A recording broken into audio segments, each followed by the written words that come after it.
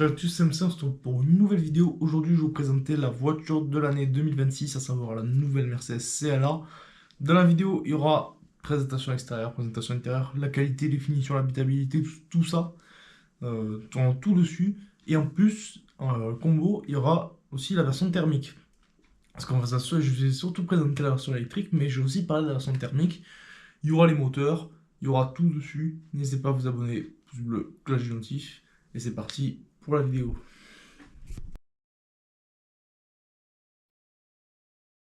On attaque la présentation de cette nouvelle Mercedes CLA qui a été élue voiture de l'année 2026. Donc du coup, on a un tout nouveau design avec une toute nouvelle calandre. Ici, c'est la version électrique. Je vais vous montrer ce qu'on a la version thermique aussi. La version thermique qui est du coup ici, qui est une CLA 200. Donc voilà la calandre de la version thermique avec les petites étoiles dans la calandre. Et on a les mêmes du coup illuminés, avec le logo illuminé sur la version électrique. Le logo illuminé et que sur la version électrique d'ailleurs. Du coup on a les feux avec une petite bande ici, très stylé. Les feux qui reprennent d'ailleurs la forme de l'étoile à Mercedes. Donc voilà le design de cette voiture.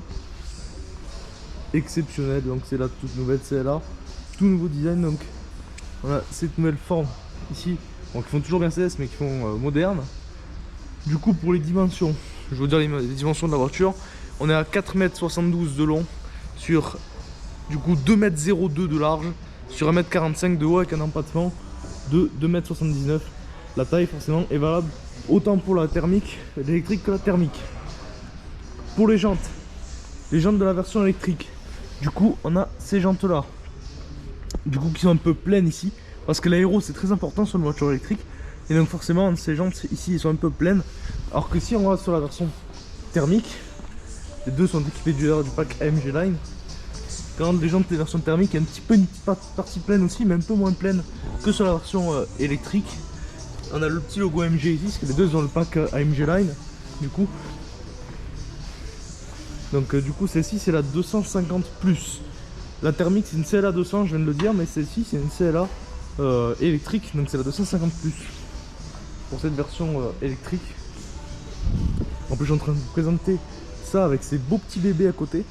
Il y a plein qui vont me dire pourquoi je présente pas celle-là. Ben, ça, j'ai fait un petit short review, mais ça, je peux pas la présenter. Ça, je peux pas monter dedans. Donc, bon.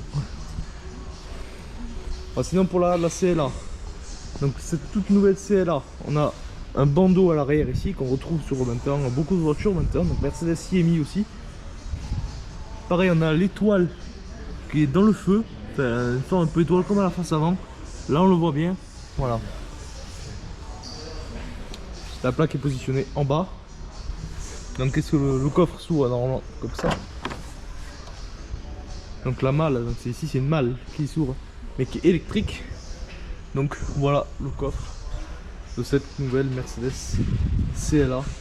On a un coffre de 405 litres. D'ailleurs étonnamment pour une version électrique on perd pas de volume de coffre, parce qu'il y a beaucoup de voitures à cause des batteries on perd un peu du coffre. Ici elle fait 405 litres, autant la thermique que l'électrique. Le coffre c'est exactement le même volume. Pour fermer, c'est ici. Le coffre se referme d'ailleurs étonnamment vite. Il y a beaucoup de voitures, ça prend beaucoup de temps. Ici c'est très rapide, c'est très bien. Évidemment c'est une berline un peu coupée, donc on n'a pas d'essuie-glace à l'arrière. Donc voilà, pas d'essuie-glace à l'arrière, en même temps c'est plus joli que si on avait un. Et pour la visibilité, ben, voilà. On va passer à l'intérieur. On va passer pour l'habitabilité.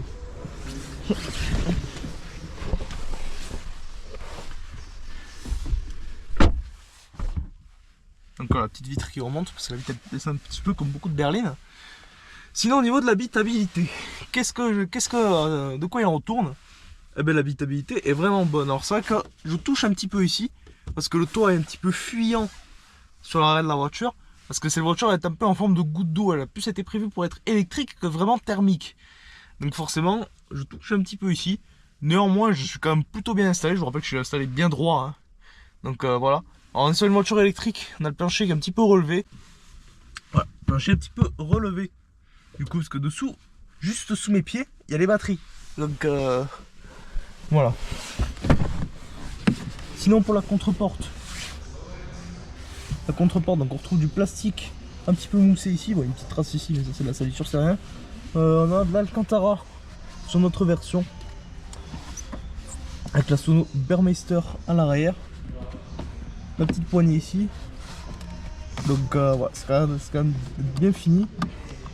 Les vitres qui s'ouvrent comme ça. D'ailleurs la commande de vitre est un petit peu particulière sur la partie avant. Quand je vais parler de la partie avant, on va parler de la commande de vitre parce qu'il y a une toute particulière. Sinon pour les sièges à l'arrière, on retrouve du coup les appuis-têtes qui sont dessus, comme ça des sièges un peu typés adultes, ça c'est plutôt pas mal. Parce que la plupart des voitures maintenant c'est des sièges typés enfants, hein, avec les appuis-têtes qui descendent vachement bas. Ici c'est un peu haut et c'est pas mal. Voilà, ici là ils sont vraiment plus bas. Avec de l'Alcantara, c'est du cuir qu'on a évidemment. Alors c'est du cuir vegan, hein, comme beaucoup de constructeurs, mais même tous les constructeurs pratiquement maintenant, à part DS, mais vraiment pratiquement tout le monde. Un gros appuie-tête ici, bien gros, bien volumineux, bien confortable. Donc voilà, avec l'étiquette ici de la norme Euro 7 qui nous dit qu'en gros il faut bien régler l'appui-tête. C'est voilà, très important ce message. D'ailleurs réglez bien vos appuis-têtes en voiture parce que des fois j'en vois certains, ils ont les appuis-têtes au niveau du cou. Déjà c'est pas confortable et de deux pour la sécurité c'est mieux d'avoir un appui-tête comme son nom l'indique, c'est pour la tête. Voilà, toujours très important. Et d'ailleurs on n'a même pas de tunnel central. Je vais essayer d'éclairer un peu avec le téléphone parce qu'on voit pas ça que la lumière est pas terrible. Voilà, bon pas trop malheureusement mais c'est vrai que... Mais c'est vrai qu'en tout cas, il n'y a pratiquement pas de plancher, enfin le plancher est presque plat. Et ouais, il est plat. Donc si je peux m'installer sur la place du milieu, qui comme 90% des voitures, voire une 95% des voitures, c'est pas fou. Clairement c'est vraiment pas fou. C'est quand même assez dur, c'est une place pour dépanner, vraiment pas plus. Vraiment cette voiture c'est plus une 4 places. Comme c'est exactement ce que je dis sur beaucoup de voitures. On a deux prises type C qui sont éclairées, alors ça c'est vrai que c'est vraiment un truc à la Merco, hein, c'est d'éclairer les prises USB. Parce que ça, j'ai jamais vu ça chez le constructeur. Autant les prises USB type C, j'en ai vu, mais autant le fait de les éclairer, bon, moi c'est pratique parce qu'on les voit. Quelque part, c'est un petit peu intelligent de la part de Mercedes. Donc, les aérateurs ici, donc le contour et la plastique dur, ça c'est pas grave à la rigueur. On a les sièges qui sont monoblocs. Voilà. Mais je pense que c'est pas la partie arrière, mais surtout le toit ouvrant, comme il est immense. En gros, tout le toit de la voiture est un toit vitré et il n'est pas rétractable, hein. C'est vraiment un toit qui est vitré. C'est-à-dire que le toit c'est une vitre. Il n'y a pas de volet ou quelque chose comme ça pour le refermer. C'est vraiment parce qu'après on a les lumières ici. C'est embossé ici, il y a les lumières. Donc voilà. Bon allez, on va parler un peu de l'intérieur. L'intérieur, mais côté conducteur et surtout de l'avant. Voilà. La porte s'ouvre jusque comme ça à fond. Ça attend que je monte ce beau bébé à 600 000 €.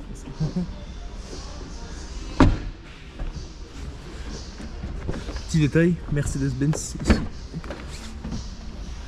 D'ailleurs, je ne vous ai pas montré les rétros, donc ça c'est les nouveaux rétros de chez Mercedes qu'ils ont mis sur les CLA. Du coup, sur les toutes dernières CLA.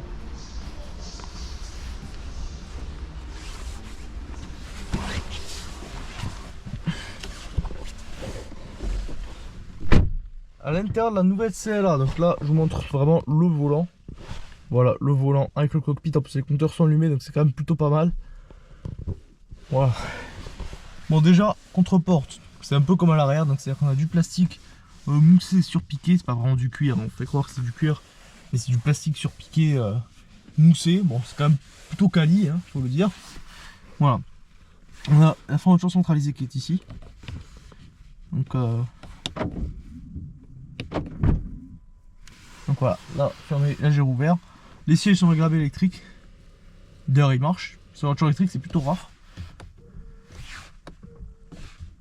Donc voilà. En fait, la particularité de la nouvelle CLA sur la commande de vitres à l'avant, c'est qu'en fait, pour commander les vitres à l'arrière depuis l'avant, il n'y a pas de 4 boutons, on n'a que 2 boutons. Mais en fait, il y a un petit bouton avec marqué Rear à l'arrière. Juste derrière les boutons qui veut dire simplement arrière, et du coup il y a un petit voyant orange qui s'allume dessus pour dire qu'il s'est activé, et quand une fois qu'on appuie et qu'il s'est activé, bah là les deux boutons serviront uniquement pour les vitres arrière, et quand on appuiera ce sera uniquement pour les vitres avant. Voilà, c'est un petit coup à prendre, mais tout simplement c'est pour éviter de dégénérer des boutons en plus, tout simplement. Donc voilà les sièges, donc ils sont monobloc un peu. Donc on a une petite partie ici pour, je crois que c'est pour régler la tête hein, certainement. Parce que je sais pas si on peut vraiment le régler sur cette partie ici. Donc on a du cuir de l'Alcantara, vraiment exceptionnel. Le modèle que je suis en train de vous présenter est à 50 000 euros, 57 000 plus précisément. Donc voilà, elle est neuve évidemment. Le cuir ici. Voilà, le cuir c'est vraiment exceptionnel. On a le volant 6 branches classique Mercedes. Alors il change un petit peu, les commandes au volant sont pas tout à fait les mêmes que sur les autres Mercedes. C'est vrai qu'ils ont changé un petit peu les commandes au volant. Donc voilà. Donc ici globalement volume, couper le son. Donc SOS ne fonctionne pas. Bon ça, de toute façon voilà. Ça c'est pour tout ce qui est régulateur, pour l'activer, désactiver, tout ce qui est médias, téléphone, etc. Sinon pour les écrans, donc on peut en avoir 3, ici on en a que 2 parce qu'il n'y a pas l'option, parce que le troisième écran est en option. Donc les écrans, donc pour l'instrumentation, donc le cockpit qui est ici, il fait 10 pouces. Jusque là ça va à peu près. Par contre l'écran central, il fait 14 pouces. Donc 14 pouces avec le système MBUX de chez Mercedes. Donc là malheureusement on ne pourra pas le voir parce que c'est la voiture sur en mode économie d'énergie. Mais en tout cas c'est vrai que c'est 14 pouces, c'est vraiment pas mal. Et on peut avoir 14 pouces ici. Du coup à la place de cet emplacement. Donc voilà, l'emplacement qui est derrière, étant donné qu'on n'a pas l'option. L'emplacement est très étoilé, hein, vraiment très étoilé. Le toit tissu ici, on a du piano black, on a le bouton SOS ici. Au fort, ouais, fonction disponible. Faut démarrer le véhicule, tout ce qu'il faut faire, faut démarrer le véhicule de toute façon. Voilà. Ça marche pas malheureusement. Donc, en plus c'est en anglais en plus. J'ai l'écran, hop.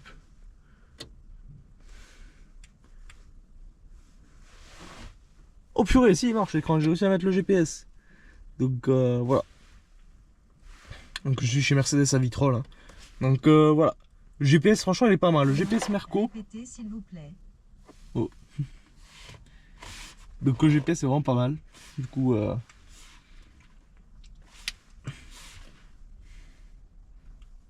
donc voilà le GPS de cette voiture. Fiche tête haute. Et oui, parce qu'on a Heads Up Display. HUD Heads Up Display. C'est pour ça que ça veut dire. On a une caméra ici. Ça, c'est certainement la caméra d'attention conducteur qui est obligatoire avec la norme Euro 7. Qui du coup en fait, il faut nous surveiller. Alors par contre, les deux lumières que vous voyez qui clignotent à la caméra, moi ça je le vois pas en vrai. Alors c'est le reflet de la 13 Black. Non, même pas, c'est quand je bouge ça. Ouais, ça se met à un endroit. Bon, bref, c'est vrai que c'est. Ce que vous voyez à la caméra, je le vois pas en vrai. Hein. Donc voilà. Sinon ici, on peut appuyer pour voir les caméras. Le bouton du coup du warning qui est obligatoirement en physique. Ça c'est une norme européenne qui est obligatoire. Toutes les voitures doivent avoir le warning physique. Parce que c'est au cas où si ça tombe en panne. Par exemple le système tactile ça peut tomber en panne. Alors chez Mercedes je pense pas que ça tombe en panne. Je pense que c'est quand même plutôt bien fait. Mais bon, c'est au cas où. Faut qu'il soit physique parce qu'au moins qu'on puisse l'activer à tout moment. Donc pour couper le son c'est là. Voilà. Malheureusement YouTube veut pas qu'on mette le son. Donc je peux pas tester vraiment le son. DAB est déjà mise en sourdine. Ouais, c'est vrai que quand je parle, des fois l'écran il parle.